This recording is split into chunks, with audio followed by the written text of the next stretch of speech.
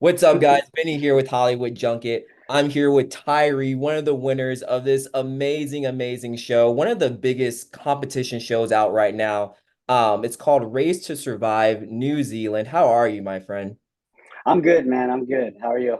I'm good. I'm great. I want to say congratulations for winning this whole thing. Thank you, Benny. It's pretty So, amazing.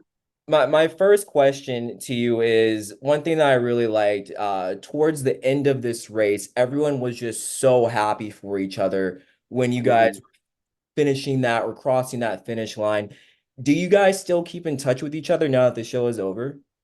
Oh yeah, all of the Race to Survive cast, we're all in a group chat. We talk probably daily. Somebody says something crazy every now and then. You got Nick in there, so you just never know what to expect. Mhm. But yeah, no, we all talk. And long road trips. I'm on the road a lot, so I call. I'll call Jeff, Paulina, and make some rounds every now and then. But every one of us got a busy lifestyle, so it's cool when we Nice. do get to talk. Nice. I love to hear that. And so, two of your competitors were Corey and Oliver. At one point, did it just seem like they were unbeatable?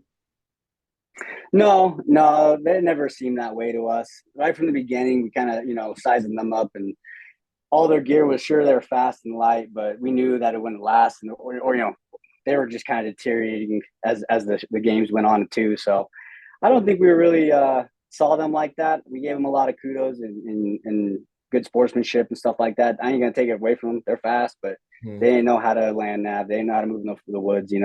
So Right. we felt pretty confident against them. If anything, they just made it a little more fun, I guess. And it seemed during race four, um, Corey and Oliver's downfall seemed to be when their bodies like caught up to them. Did it Mm-hmm. ever seem that way? Did you guys ever experience that when you were racing? No, Ethan and I, we just because of work and how we do things, for one, the rations are so much better than fire food. We're not eating MREs. We're not relying on, the salt in the MRE to keep us going, stuff like that. Right. So the food is really good. The rations were a lot.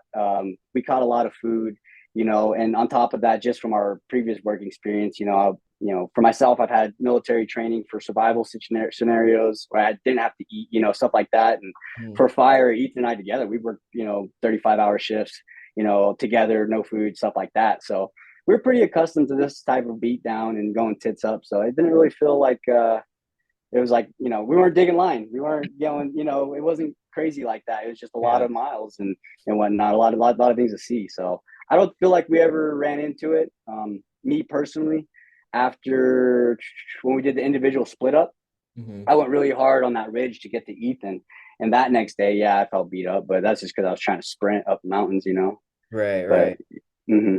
Okay. Well, and you just said it. So speaking of like, feeling beat up and like, putting your all into it so you can win this thing, what was the recovery process like after ending the show? The recovery process, it took some time. We came home right before Thanksgiving, I believe, and then probably about 3 weeks later, we were skydiving in Arizona together. So we did a week long bro boogie skydiving, a little vacation on our own, and then we PT'd there too. But once that was all said and done, I kind of came home in January and started resting up. And I think I gained probably like 15, 20 pounds of swelling, like just in my legs. I could like move my knee around and stuff. And so I just bedded up for like a week. And that's kind of normal after fire season too. So, because we just went to fire season, had 5 days off, and then went straight to New Zealand. So Oh, our wow. body, yeah, we were pretty banged up, just showing up as is. Right. Now this hmm season is over. If there is another season, what advice can you give to future contestants on this show? Like what can they expect?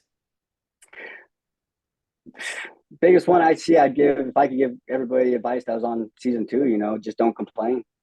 Don't Hmm. complain. You're gonna make the situation worse for yourself. And when you guys think you're sitting around a fire complaining to each other, it makes the scenario so much worse. It's like cancer of the brain. It's just gonna keep evolving, and then you're gonna get in that mentality of, oh, I deserve this. I deserve this. Why isn't there more protein in the rations? That's insane to me that they're saying stuff like that. You know what I mean? So Right. I would just say don't complain. Show up. Show up ready to go. All the advice you need in season two. Okay. And I noticed one thing about this, one thing about the finale is everyone started at the same point. What are your thoughts on that? I liked it. I liked how they did everything like that. Everything was 100% fair. No Mhm. one ever got a lead that wasn't earned. You know what I mean? Like Right. it all made sense. You know, even starting from where we did.